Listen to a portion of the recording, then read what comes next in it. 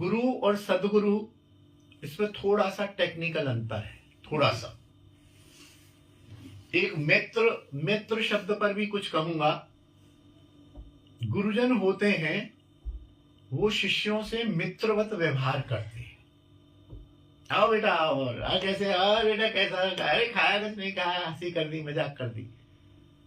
वो भले ही तुमको मित्र समझें, ये उनकी महानता है, क्योंकि तुम मित्र नहीं हो, तुम शिष्य हो, है ना। वो तुमको शिष्य से उठा के मित्र तक पहुंचा रहे हैं, लेकिन तुम कहीं उनको मित्र मत समझने लग जाना, क्योंकि तुमने गुरु को मित्र बना लिया है, तो तुमने क्या बोलते हैं उसको, डाउन कर दिया, डिग्रेडेशन हो गया। उन्होंने तुमको शिष्य से मित्र बना दिया, तो तुम्हारा अपग्रेडेशन हो गया। वो कितना भी आपसे हंसी मजाक करें, कुछ भी करें, लेकिन तुम्हें मर्यादा में ही रहना है। तुम्हें उन्हें भगवत स्वरूप के रूप में मानना है, और मित्रता करें तो अपने को सौभाग्यशाली मानना है कि हमारे गुरुदेव देखो कितने अच्छे हैं, हमसे एक दोस्त की तरह से बात करते हैं, सौभाग्यशाली मानना। दूसरा, गुरु और सदगुरु।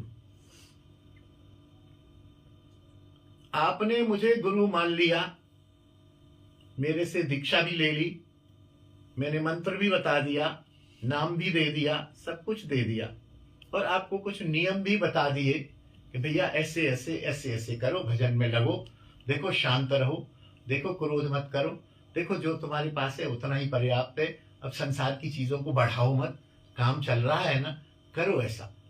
तो ये सब मैंने बता दिया, और उसके बाद फिर जब आप मेरे से मिलते रहे, तो गुरु में अंतर्यामित्व तो होता है। मैं तो उदाहरण अपना दे रहा हूं, मेरा नहीं है ना, न योग्यता है, न मैं गुरु हूं, न गुरु की बात है, उदाहरण दे देते हैं। तो गुरु में अंतर्यामित्व तो होता है। मैंने 2-4 महीने में फिर जब आप मिले, तो आपसे 2-4 बात वो करेंगे, कैसा है बेटा, भजन चल रहा है, मकान का क्या हुआ, और ठीक है बेटा, ठीक है, सब ठीक है। उसके जवाब से ही उसको पता चल जाता है कि इसने मेरी कितनी आज्ञाओं का पालन किया है। जवाब से पता चल जाता है, आपको पता नहीं चलेगा, आपको लगेगा गुरुजी ने 2-3 बात पूछी, और उन्हीं 2-3 बातों में आपके जवाब से उनको पता चल जाएगा कि ये मेरी आज्ञाओं का पालन कर रहा है। ये इधर जो रहती है पायल जो है, ये हमारे टच में रही साल भर। मैंने जो जो इनको बताया, आप सच मानिए कि मेरा इनका गुरु जैसा कोई संबंध नहीं है। बाबा से दीक्षित कराया मैंने, नाम दीक्षित विनोद बाबा से, लेकिन इन्होंने मेरी आज्ञा को गुरु की तरह से माना।